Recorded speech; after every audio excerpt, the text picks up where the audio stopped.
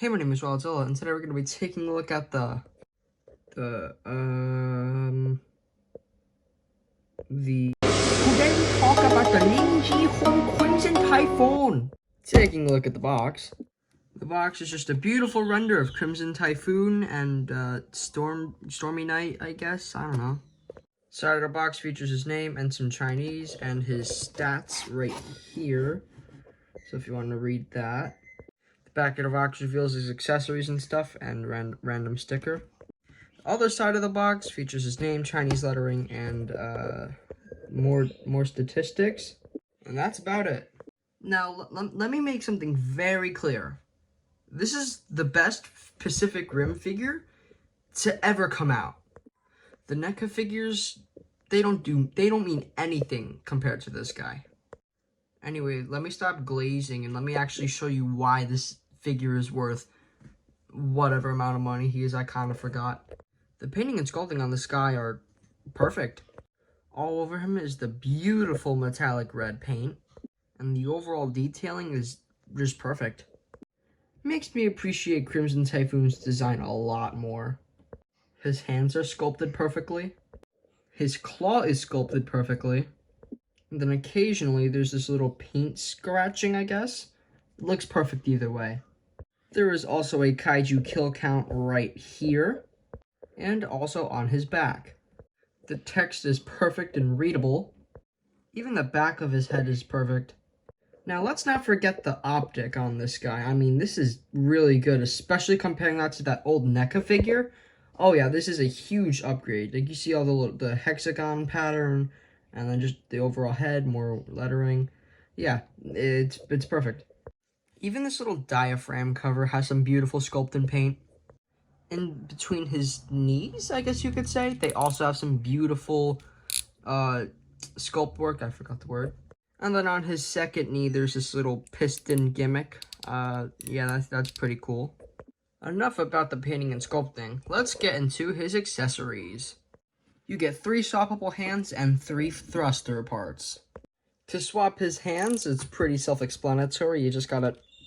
Let me do this off camera. You gotta rip off his one hand and then replace it with the new one. Just please be very careful as to not ruin the paint work on anything. And the normal hands are also pretty self-explanatory. You just gotta peg one hand in and then you peg the other one on. You know, it's simple stuff. And now you have all his saws, all of which feature the same amazing amount of detail, and they can all spin, and the big one can too. The big drill also has some really nice detail. And obviously, since you have all these saws in place, you can recreate the thundercloud formation, just like how he does in the movie. And for his thrust effect parts, yeah, I don't think you're stupid. I'm pretty sure you can kind of imagine where they all go. Quick side note, these thrust effect parts are really done nicely. The sculpt work and the paint is also it's beautiful. And the little thrusters themselves also has some beautiful details. Anyways, let me stop procrastinating and actually get these things plugged in.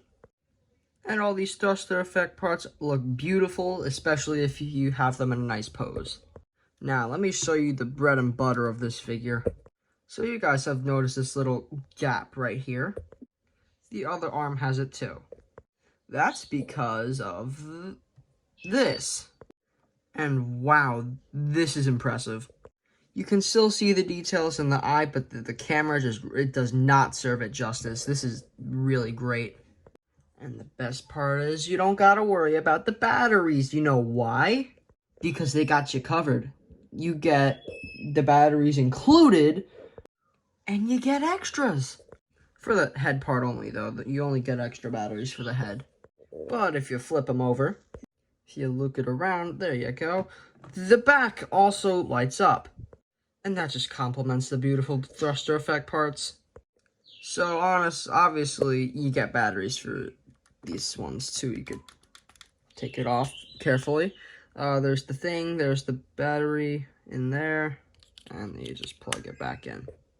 And luckily, while you're posing this guy, you really don't need to worry about the batteries because the head, it's on, well, me personally, I'd keep them off so that, you know, you don't kill off the batteries, but that's just me.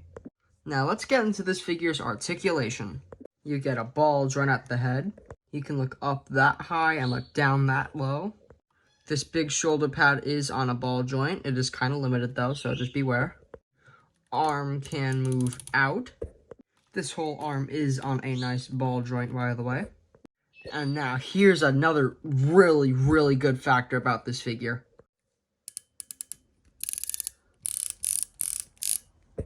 You get freaking ratchet joints everywhere. Oh yeah, and also you get a bicep swivel.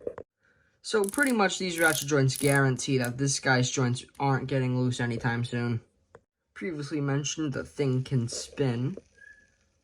In future wild here, I forgot to mention that there is a ball joint and this other arm can open and close. Yeah, because I had this arm on and I just forgot to mention it. But yeah, there's hinge joints at the things and then a ball joint, so it's unlimited. Alright, go back to watching. For other arms, they're also on ball joints and then they can move out. Bicep swivel, bend at the elbow, which is also on ratchet joints. You got a swivel at the wrist and hinge joint at the hand. The body is on a nice ball joint. And yes, the entire waist can do a 360. Legs are on a ball joint, which is it's actually a lot tighter than you may think. Ratchet joints at both of the knees. You even get a ratchet joint at the frickin' ankle. Oh yeah, and you also get a swivel. And a pretty decent pivot. Actually, it's not really a pivot, it's just a swivel, but shut up. Poseability on this guy is pretty frickin' awesome. Not the most posable figure, but honestly, this guy really doesn't need to be hyper posable. It's a giant robot. It really can't really be that flexible.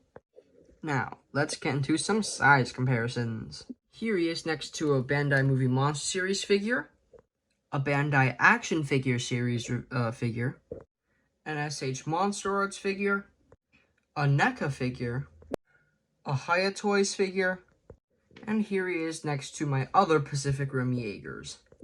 This guy is pretty tall, and I like that. Overall, this is one of my favorite figures from this year. I got this guy for Christmas, and I haven't put him down since.